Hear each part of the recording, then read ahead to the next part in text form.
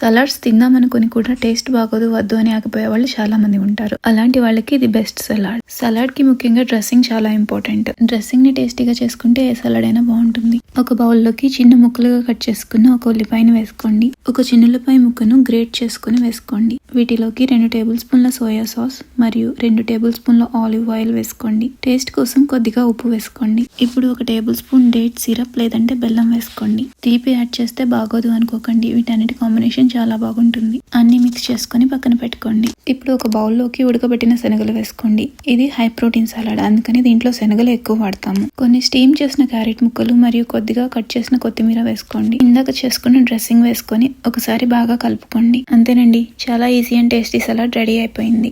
రోజు రైస్ తినడం అలవాటు ఉన్న వాళ్ళు దీన్ని రైస్ తో కూడా తినొచ్చు. కాకపోతే రైస్ కొద్దిగా పెట్టుకుని సలాడ్ ఎక్కువ పెట్టుకోండి. అప్పుడే మీ హెల్తీ గోల్ ని మీరు రీచ్ అవ్వగలరు. ఇలాంటి హెల్తీ రెసిపీస్ కోసం సబ్స్క్రైబ్ చేసుకోండి.